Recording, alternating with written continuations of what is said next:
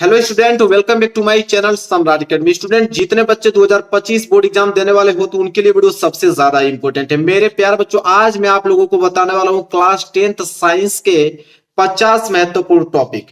पूरे के पूरे चैप्टर का अध्याय 1 से लेकर अध्याय 14 तक सिर्फ मात्र 50 ही ऐसे टॉपिक है जो कि आपके एग्जाम में पूछे जाते हैं। इससे बाहर एक भी प्रश्न आपके एग्जाम में नहीं आएगा। ठीक है, अगर 50 प्रश्न अगर तैयार कर लेते हो, जो कि सबसे ज्यादा इंपॉर्टेंट प्रश्न है, उसको तैयार कर लेते हो, मेरी गारंटी आपके 70 में 70 नंबर पूरा का पूरा करके आओगे। एक भी नंबर आप लोगों का छूटेगा नहीं। लेकिन 50 टॉपिक आप लोगों को याद होना चाहिए। तो मैं आज की वीडियो में आप लोगों को 50 ऐसे इंपोर्टेंट टॉपिक बताने वाला हूं जो कि आप लोगों को किसी की मतलब तैयार करना ही पड़ेगा। अगर आप 95% लाना चाहते हो तो ये 50 टॉपिक तैयार होना ही आपको चाहिए, तभी आप ये कर सकते हो। वीडियो को लाइक कर देना, चैनल पर नया तो चैनल को जरूर सब्सक्राइब कर लेना। जिसमें से पहला टॉपिक आप लोगों का यह है कि संयोजन तथा वियोजन अभिक्रिया। संयोजन तथा वियोजन अभिक्रिया बहुत ही ज्यादा इंपॉर्टेंट टॉपिक है मेरे प्यार बच्चों। आप 2024 का एग्जाम उठाकर देख लो। 2024 का जब आप साइंस का पेपर देखो दोगे तो उसमें देखोगे कि यहाँ पे संयोजन तथा वियोजन अभिक्रिया से क्वेश्चन आए थे। ठीक है, 7 सेट बनता है इसका। 7 सेट पेपर बनते हैं साइंस के। उसमें जाके जब 7 सेट में देखोगे तो संयोजन अभिक्रिया, वियोजन अभिक्रिया से प्रश्न आए हुए हैं। इनका परिभाषा पूछता है कि संयोजन तथा वियोजन अभिक्रिया की परिभाषा लिखिए, या संयोजन अभिक्रिया वियोजन अभिक्रिया क्या होती है। ठीक है, बहुत ज्यादा इंपॉर्टेंट टॉपिक आपको तैयार करना ही पड़ेगा। इसके बाद अगर दूसरा अगर हम बात करें तो दूसरा आप लोगों का है ऊष्माक्षेपी तथा ऊष्माशोषी अभिक्रिया। ठीक है, बहुत ज्यादा इंपॉर्टेंट है ऊष्माक्षेपी तथा ऊष्माशोषी अभिक्रिया। इसमें क्या करता है, कभी कभी अंतर भी पूछ लेता है कि ऊष्माक्षेपी तथा ऊष्माशोषी अभिक्रिया में अंतर बताइए। ठीक है, और ये प्रश्न 4 नंबर के लिए बन जाते हैं। तो ये दोनों टॉपिक आप लोगों को तैयार होना चाहिए किसी कीमत पे। तीसरा टॉपिक की अगर बात करें जो आपको तैयार करना है, रासायनिक समीकरण संतुलित करने की विधि। तो क्या है कि रासायनिक समीकरण संतुलित करने की विधि में एक स्पेशल वीडियो आप लोगों को बना दूंगा। अगर इसको करना सीख जाओगे तो कम से कम इसमें 4 नंबर के प्रश्न आते हैं। आपको रासायनिक समीकरण एक दे देगा, उसको संतुलित करने के लिए बोलेगा। ठीक है, तो इसे 4 नंबर के लिए प्रश्न बनते हैं। तो ये आप लोगों को करना बहुत ही ज्यादा जरूरी है। मैं एक वीडियो बना दूंगा आप लोगों को कि किसी भी समीकरण को संतुलित कैसे करते हैं। इसके बाद चौथा अगर हम बात करें कि अम्ल, क्षार तथा लवण की परिभाषा तथा उदाहरण बताइए। तो अम्ल, क्षार, लवण की परिभाषा आप लोगों को याद होना चाहिए। बहुत इंपॉर्टेंट टॉपिक है कि अम्ल क्या है, या क्षार क्या है, या लवण क्या है। तीनों की परिभाषाएं उदाहरण सहित आपको याद होना चाहिए, क्योंकि उदाहरण इसका ऑब्जेक्टिव क्वेश्चन में पूछता है। ठीक है, तो ऑब्जेक्टिव क्वेश्चन भी 20 नंबर के आपके ऑब्जेक्टिव क्वेश्चन पूछे जाते हैं। तो भाई ऑब्जेक्टिव क्वेश्चन भी आप लोगों को उसमें देखना है। इसके बाद देखिए पांचवा प्रश्न है कि बेकिंग सोडा बनाने की विधि, कि बेकिंग सोडा कैसे बनता है। बेकिंग सोडा मतलब खाने वाला सोडा होता है, कि खाने वाला सोडा बनाने की विधि क्या है, बहुत इंपॉर्टेंट है। और एक होता है आप लोगों का धावन सोडा बनाने की विधि। इन्हीं दोनों में से आपको एक प्रश्न जरूर से मिलेगा, गारंटी है मेरी। या तो वो आपको बेकिंग सोडा बनाने की विधि पूछ ले, या आपको धावन सोडा मतलब कपड़ा धोने वाला सोडा का बना पूछ ले। धावन सोडा मतलब होता है कपड़ा धोने वाला सोडा। दोनों बहुत इंपॉर्टेंट है, आप लोगों के दोनों तैयार ही करना पड़ेगा किसी कीमत में। मैंने बताया ना कि पूरे के पूरे साइंस के 85 ऐसे टॉपिक जो आपके एग्जाम में आते हैं, इससे बाहर नहीं आते हैं। चलिए आगे बढ़ते हैं। अगला देखिए, अगला है आप लोगों का सातवां। सातवां आप लोगों का प्लास्टर ऑफ पेरिस, कि प्लास्टर ऑफ पेरिस किसे कहते हैं। बहुत इंपॉर्टेंट है, इससे तो आपके ऑब्जेक्टिव क्वेश्चन भी आते हैं। तो प्लास्टर ऑफ पेरिस का सूत्र भी, अणु सूत्र भी आप लोगों को याद करना है, क्योंकि अणु सूत्र पूछता है ऑब्जेक्टिव क्वेश्चन में कि प्लास्टर ऑफ पेरिस का अणु सूत्र क्या होगा। इसके बाद आपका आठवां देखिए, आठवां बहुत इंपॉर्टेंट प्रश्न है, क्या है, उदासीनीकरण अभिक्रिया। कि उदासीनीकरण अभिक्रिया क्या है, और साथ ही साथ इसका एक एग्जाम्पल भी पूछता है, उदाहरण भी पूछता है। बहुत इंपॉर्टेंट है। तो परिभाषा के साथ साथ उदाहरण भी आप लोगों को याद करते चलना है। इसके बाद आगे बढ़ते हैं। देखिए 9 प्रश्न क्या है कि धातु और अधातु, कि धातु क्या है और अधातु, ये पूछता है अंतर, कि धातु और अधातु में क्या बताइए, अंतर बताइए। तो अंतर से प्रश्न बनते हैं, और वो भी कितने नंबर के लिए बनते हैं, 4 नंबर के लिए। एक साइड धातु लिखोगे, एक साइड अधातु, दोनों के गुण धर्म लिखोगे, तो उसमें अंतर जब आप बताओगे तो 4 नंबर दिया जाएगा। इसके बाद देखिए 10वां कि विद्युत रासायनिक श्रेणी, बहुत इंपॉर्टेंट टॉपिक है कि विद्युत रासायनिक श्रेणी किसे कहते हैं। ठीक है, इसके बाद आगे देखिए अगला टॉपिक जो आपको तैयार करना है वो है संतृप्त तथा असंतृप्त। तो संतृप्त हाइड्रोकार्बन, असंतृप्त हाइड्रोकार्बन में इसमें अंतर पूछता है। ये वाला प्रश्न किससे पूछता है, अंतर से पूछता है, कि अंतर दोनों में बताइए। और अंतर वाला प्रश्न हमेशा 4 नंबर के लिए रहता है। चलिए आगे देखते हैं 12वां प्रश्न क्या है। 12वां है सजातीय श्रेणी, कि सजातीय श्रेणी किसे कहते हैं।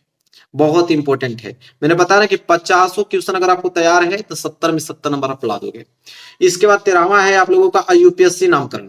तो यूपीएससी नामकरण भी देता है आप लोगों को 4 नंबर के लिए और 2 प्रश्न आपको ऑब्जेक्टिव में देगा। तो 6 नंबर के प्रश्न बनते हैं यूपीएससी नामकरण से। इसका भी मैं एक स्पेशल वीडियो बनाने वाला हूं कि यूपीएससी नामकरण कैसे करें, ठीक है, ताकि 6 नंबर आप लोगों का तैयार हो सके। आगे देखिए क्वेश्चन नंबर 14। क्वेश्चन नंबर 14 क्या है कि साबुनीकरण अभिक्रिया। कि साबुनीकरण अभिक्रिया क्या है, साबुन बनाने की विधि बताइए। बहुत इंपॉर्टेंट है कि साबुन कैसे बनता है और उसका सूत्र क्या होता है। आगे देखिए प्रश्न नंबर 15 एस्टिलीकरण अभिक्रिया। एस्टिली अभिकरण क्या है, ये भी बहुत इंपॉर्टेंट है।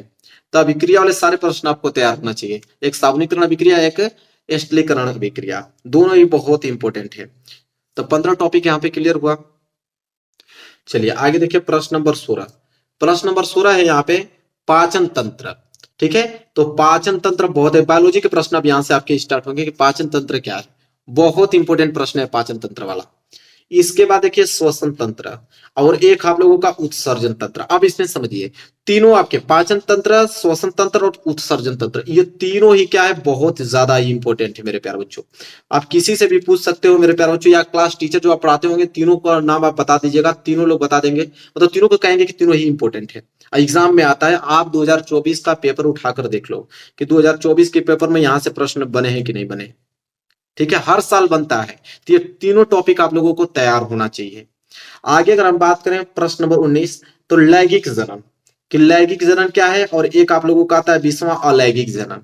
तो कभी कभी लैंगिक जनन क्या होता है, अलैंगिक जनन अलग अलग पूछ लेता है और कभी कभी एक ही प्रश्न बना के अंतर पूछ लेता है कि लैंगिक और अलैंगिक जनन में अंतर बताइए। तो अंतर बताना पड़ता है और ये प्रश्न कितने नंबर के लेते हैं, अंतर वाले 4 नंबर के लिए प्रश्न बनते हैं। तो ये दोनों टॉपिक बहुत ही ज्यादा इंपॉर्टेंट है जो आप लोगों को तैयार करना है, जो मैं आपको बता रहा हूं। इसके बाद अगर हम बात करें तो प्रश्न नंबर 21 देखो, परागण, ठीक है। तो परागण पूछेगा, ये बहुत इंपॉर्टेंट टॉपिक परागण वाला। तो परागण आप लोगों को याद होना चाहिए कि परागण किसे कहते हैं। इसके बाद अगर हम बात करें आगे प्रश्न नंबर 22, तो प्रश्न नंबर 22 से पुष्प की संरचना। कि पुष्प आप बताना पड़ेगा, यहाँ पे सचित्र वर्णन करने के लिए बोल देगा, तो आप पुष्प बनाओगे कि पुष्प का, उसमें उसके भाग के नाम लिखने पड़ेंगे कि पुष्प के कितने भाग होते हैं, उन भागों के नाम आप लिखोगे। और पुष्प का सचित्र वर्णन करने के लिए 4 नंबर के लिए प्रश्न देता है कि पुष्प का संरचना क्या है। इसके बाद अगर आगे हम बात करें तो प्रश्न नंबर 23। प्रश्न नंबर 23 है कि नर तथा मादा जनन तंत्र। तो नर जनन तंत्र और मादा जनन तंत्र, ठीक है, वो तो सचित्र वर्णन करने के लिए भी दे देता है। या तो कभी कभी देखिए, या तो नर जनन तंत्र का सचित्र वर्णन या मादा जनन तंत्र का सचित्र वर्णन। या तो प्रश्न एक बनता है कि नर तथा मादा जनन तंत्र में अंतर बताइए, ठीक है। 4 नंबर के लिए प्रश्न आपके एग्जाम में आने वाले हैं, तब तैयार होना चाहिए आप लोगों को। इसके बाद प्रश्न नंबर 24 देखिए कितना इंपॉर्टेंट है, डीएनए तथा आरएनए में अंतर बताइए। कि डीएनए तथा आरएनए में अंतर बताइए। और यहाँ पे प्रश्न 4 नंबर के लेते हैं और ऑब्जेक्टिव क्वेश्चन भी पूछता है इससे कि डीएनए का फुल फॉर्म बताइए, आरएनए का फुल फॉर्म क्या होता है, ऑब्जेक्टिव क्वेश्चन में पूछा जाता है। तो टॉपिक बहुत ज्यादा इंपॉर्टेंट है, ये आपको तैयार करना ही पड़ेगा। आगे अगर हम बात करें प्रश्न नंबर 25, मेंडल की आनुवंशिकता का नियम लिखिए। कि मेंडल का आनुवंशिकता नियम उन्होंने कितना दिए थे। तो ठीक है, मेंडल के आनुवंशिकता नियम कितने प्रकार के हैं, ठीक है, पूरा का पूरा प्रकार लिखोगे। और ये प्रश्न आपके एग्जाम में 6 नंबर के लिए बनते हैं। दीर्घ उत्तरीय का प्रश्न बनता है कि मेंडल के आनुवंशिकता का नियम बताइए, कितने उन्होंने नियम देते, कितने प्रकार के, फिर अलग अलग नियमों को उनको वर्णन करोगे लिखकर, तब जाके आपको 6 नंबर मिलेगा। तो ये आप लोगों के दीर्घ उत्तरीय प्रश्न है। इसके बाद अगर हम बात करें प्रश्न नंबर 26, यह है कि एक संकर तथा द्विसंकर नामकरण, ठीक है, कि एक संकर तथा द्विसंकर नामकरण बताइए या अंतर बताइए दोनों के। तो इंपॉर्टेंट है जो कि आपको तैयार करना है। ये भी प्रश्न आपके एग्जाम में 4 नंबर के लिए ही बनते हैं। आगे अगर हम बात करें तो प्रश्न नंबर 27 देखिए, प्रश्न नंबर 27 है कि लिंग निर्धारण की प्रक्रिया बताइए, ठीक है, बहुत ज्यादा इंपॉर्टेंट ये टॉपिक है, लिंग निर्धारण की प्रक्रिया। आगे अगर हम बात करें 28, मानव मस्तिष्क का सचित्र वर्णन करने के लिए दे देता है, ठीक है। और वो प्रश्न आपके एग्जाम में कितने नंबर के लेते हैं, 6 नंबर के लिए। पहले मानव मस्तिष्क बनाओगे, उसके एक एक भाग का सचित्र वर्णन करोगे नाम सहित, तब जाके आप लोगों को 6 नंबर मिलेगा। आगे अगर हम बात करें प्रश्न 29, तो तंत्रिका तंत्र की तंत्रिका तंत्र का सचित्र वर्णन करने के लिए देता है। ये एग्जाम में 4 नंबर के लिए आपके आता है, तंत्रिका तंत्र वाला, कि तंत्रिका तंत्र का सचित्र वर्णन कीजिए। आगे अगर हम बात करें प्रश्न नंबर 30, अब यहां से स्टार्ट हुआ आप लोगों के फिजिक्स के प्रश्न। तो फिजिक्स में प्रकाश का परावर्तन बहुत ज्यादा इंपॉर्टेंट है कि प्रकाश के परावर्तन बताइए, उसके नियम बताइए कि प्रकाश के परावर्तन के क्या कौन से नियम है। बहुत ही ज्यादा इंपॉर्टेंट है मेरे प्यारे बच्चों, जो कि आपको तैयार करना है। आगे अगर हम बात करें 31, तो अवतल उत्तल दर्पण से प्रतिबिंब। ठीक है, तो अवतल दर्पण और उत्तल दर्पण से प्रतिबिंब कितने बनते हैं? तो अवतल दर्पण से 6 प्रकार के प्रतिबिंब बनते हैं, उत्तल दर्पण से भी 6 प्रकार के प्रतिबिंब बनते हैं। ठीक है, तो आपको ये सारे याद होना चाहिए, सारे कंडीशन 6 6 12 कंडीशन आपको याद होना चाहिए, उत्तल दर्पण का भी और अवतल दर्पण का। उससे क्या है कि आपके सब्जेक्टिव क्वेश्चन और ऑब्जेक्टिव क्वेश्चन इसमें भर भर के क्वेश्चन बनते हैं इस वाले टॉपिक से। तो मैं आपको एक बार बता दिया कि इससे आते हैं तो आते हैं, जो कि आपको तैयार करना पड़ेगा किसी कीमत पे। ठीक है, इतना ज्यादा इंपॉर्टेंट टॉपिक है। आगे अगर हम बात करें तो प्रकाश का अपवर्तन, अभी मैंने आपको बताया कि प्रकाश का परावर्तन, तो प्रकाश का परावर्तन अलग टॉपिक है, प्रकाश का अपवर्तन अलग टॉपिक है, जो कि आपकी एग्जाम में 4 नंबर के लिए प्रश्न पूछा जाता है। मेरे प्यारों जो मैं आपको बता दे रहा हूं कि ये प्रश्न आने वाला है, तो आप उसको तैयार कीजिए किसी कीमत पे। 50 प्रश्न अगर आप तैयार कर लेते हो, मेरी गारंटी आप बिल्कुल एकदम तैयार हो, समझ लीजिए 50 प्रश्न अगर आप कर लेते हो तो तैयार हो, आपकी साइंस में मेरा पूरा का पूरा तैयारी हो चुका है। लेकिन इन 50 प्रश्नों को आपको याद करना पड़ेगा पूरा। तो प्रकाश का अपवर्तन हो गया। इसके बाद देखिए प्रश्न नंबर 33 कि लेंस से प्रतिबिंब का निर्माण। ठीक है, कि लेंस से प्रतिबिंब का निर्माण कैसे होता है। मैंने बताया ना यहाँ पे कि अवतल और उत्तल दर्पण से प्रतिबिंब, तो ये तो दर्पण था और ये लेंस था। तो लेंस से प्रतिबिंब का निर्माण मतलब कि अवतल लेंस से भी और उत्तल लेंस दोनों से। तो ये दोनों टॉपिक आपका क्लियर होना चाहिए कि लेंस से प्रतिबिंब निर्माण और उधर दर्पण से प्रतिबिंब निर्माण, ये दोनों टॉपिक आपको तैयार होना ही चाहिए किसी कीमत में मेरे प्यारों, जो बहुत इंपॉर्टेंट है। चलिए आगे देखिए 34 क्या है कि लेंस की क्षमता, कि लेंस की क्षमता किसे कहते हैं। ठीक है, और लेंस की क्षमता से आप लोगों के न्यूमेरिकल भी पूछा जाता है, इतना ज्यादा ये इंपॉर्टेंट टॉपिक मेरे प्यारों, जो न्यूमेरिकल पूछा जाता है फिजिक्स के क्वेश्चन कि लेंस की क्षमता ज्ञात कीजिए। इसके बाद देखिए 35 निकट दृष्टि दोष और यहाँ पे 36 दूर दृष्टि दोष। ऐसा हो ही नहीं सकता है कि हर साल इसमें से प्रश्न यही आए, या तो आपको निकट दृष्टि दोष देगा या तो दूर दृष्टि दोष, लेकिन दोनों में से जरूर देगा। 100% गारंटी मेरा कि देगा, उसको कोई रोक नहीं सकता है कि निकट दृष्टि दोष और दूर दृष्टि दोष दोनों से एक ना एक प्रश्न आपको जरूर बनेंगे, दोनों आपको तैयार करना है। इसके बाद आगे बढ़ेंगे, प्रश्न नंबर 37 आएगा। प्रश्न नंबर 37 है कि मानव नेत्र। तो मानव नेत्र से मेरे प्यारे बच्चों यहाँ पे इंपॉर्टेंट क्वेश्चन बनता है कि सचित्र वर्णन, सबसे ज्यादा 6 नंबर के लिए प्रश्न यही बनते हैं कि मानव नेत्र का सचित्र वर्णन कीजिए। आपको चित्र बनाना पड़ेगा मानव मस्तिष्क से, अरे मानव नेत्र का। ठीक है, और मानव नेत्र से यहाँ पे ऑब्जेक्टिव से भी प्रश्न आते हैं मेरे प्यारे बच्चों, 1 या 2 प्रश्न आपके मानव नेत्र से बनते हैं। ठीक है, और एक चित्र मैंने बताया था मानव मस्तिष्क, तो मानव मस्तिष्क का भी चित्र आपको बनाना आना चाहिए, जो कि आपके एग्जाम में कितने नंबर के पूछता है, 6 नंबर का। इसी तरह मानव नेत्र का भी सचित्र वर्णन करोगे तो 6 नंबर मिलेगा। तो दोनों टॉपिक बहुत इंपॉर्टेंट है जो आपको तैयार करना है। आगे अगर हम बात करें 38, तो ओम का नियम लिखिए। अब बताइए, ये तो सबको मालूम होगा कि इंपॉर्टेंट है, ना चाहते हुए भी इसको आप तैयार करोगे कि ओम का नियम क्या है। ठीक है, V बराबर IR, इस टॉपिक को आपको तैयार करना ही पड़ेगा, क्योंकि इससे आपके ऑब्जेक्टिव क्वेश्चन, सब्जेक्टिव क्वेश्चन जो 4 नंबर के आते हैं लघुत्तरीय वाला, और साथ ही साथ न्यूमेरिकल, ठीक है, ये तीनों प्रकार के क्वेश्चन बनते हैं इससे, ओम के नियम से। तो तीनों टॉपिक के क्वेश्चन आप कवर कर पाओगे सिर्फ एक नियम से, ओम के नियम तक पढ़ना जरूरी है आप लोगों को। इसके बाद मेरे प्यारे बच्चों 39 विद्युत धारा किसे कहते हैं। ठीक है, विद्युत धारा को आई से डिनोट करते हैं मेरे प्यारे बच्चों। तो विद्युत धारा किसे कहते हैं, इसके भी आपको ऑब्जेक्टिव क्वेश्चन बनता है। इसके बाद देखिए 40वां प्रश्न, विद्युत प्रतिरोध क्या है। प्रतिरोध को आर से डिनोट करते हैं, आपको भी मालूम है। तो विद्युत प्रतिरोध क्या है, तो विद्युत प्रतिरोध जब पढ़ोगे आप तो उसके सब्जेक्टिव क्वेश्चन भी कर दोगे, साथ ही साथ न्यूमेरिकल भी करोगे। इसके बाद देखिए 41 प्रश्न क्या है। 41 प्रश्न है कि श्रेणी क्रम संयोजन, और यहाँ पे प्रश्न नंबर 42 समांतर क्रम संयोजन। अब यहाँ पे आप इतना याद रखिए, बहुत ज्यादा इंपॉर्टेंट है कि श्रेणी क्रम संयोजन और इधर समांतर क्रम संयोजन, ये दोनों ही टॉपिक बहुत ज्यादा इंपॉर्टेंट है। आपको मालूम भी होगा कि श्रेणी क्रम संयोजन में तुल्य प्रतिरोध R डैश बराबर R1 plus R2 plus R3 इस तरह होता है।